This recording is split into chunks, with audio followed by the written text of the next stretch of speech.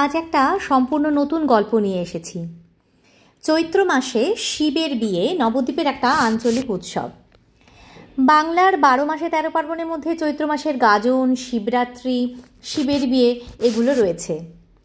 নবদ্বীপে বাসন্তী পূজার শেষ দিন মানে দশমীর পরের দিন ভোর রাতে এই শিবের বিয়ে হয়। এখানে শিব আর পার্বতীকে সাজিয়ে তাদেরকে চতুর্দোলায় বর আর কনের বেশে সাজানো হয়। তারপর তো নানা রকম জিনিস মানে 7 পাকে ঘোরা, তারপরে মালা বদল সব রকম হয়। তো আজকে সবটা শেয়ার করছি আপনাদের সাথে। এখানে বুড়ো শিব কত সুন্দর বরের বেশে সেজেছেন। এটা হচ্ছে বাবা বুড়ো শিবের বিয়ের বাসর। এখানে বাসর খুব সুন্দর করে সাজানো হয়। বিয়েতে শিব ঠাকুরকে যৌতুক দেওয়া হয়। মানে বড় বড় ব্যবসায়ীরা এখানে নানা রকম জিনিসে এদের বাসরটা সাজিয়ে দেন। মানে খাট, আলমারি, বিছানা, জামা কাপড় থেকে শুরু করে সাইকেল, বাইক সব দেয়া হয়। শিব ঠাকুর আর পার্বতীকে তাদের চতুর্দোলায় বসিয়ে যখন মন্দির থেকে বাইরে নিয়ে আসা হয় বিয়ের জন্য, সেই সময় হঠাৎ পার্বতী বলে বসেন যে আমি বুড়ো বর বিয়ে করবো না। করে তো উনি একদিকে ছুটতে ছুটতে চলে যান।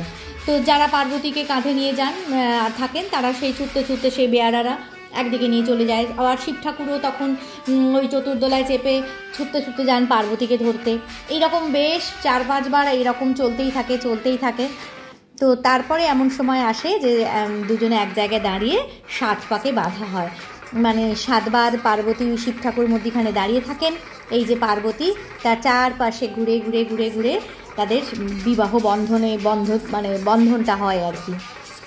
তো খুব মজার, খুবই মজার এইটা দেখতে। মানে আঞ্চলিক উৎসব এটা, মানে এত মজার, ভীষণ ভালো লাগে। তো এইখানে এখন 7 পাকে ঘোরা চলছে।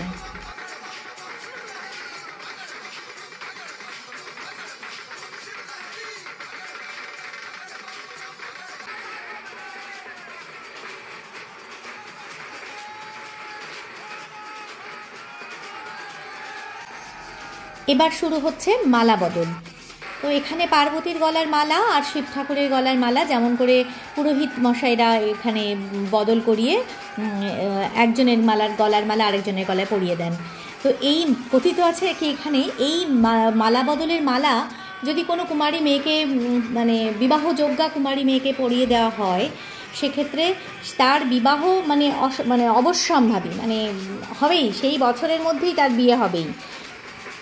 যাই হোক, তো এরকম একটা মজার ঘটনার সাক্ষী আমার সাথে আপনারা সবাই হয়ে থাকুন।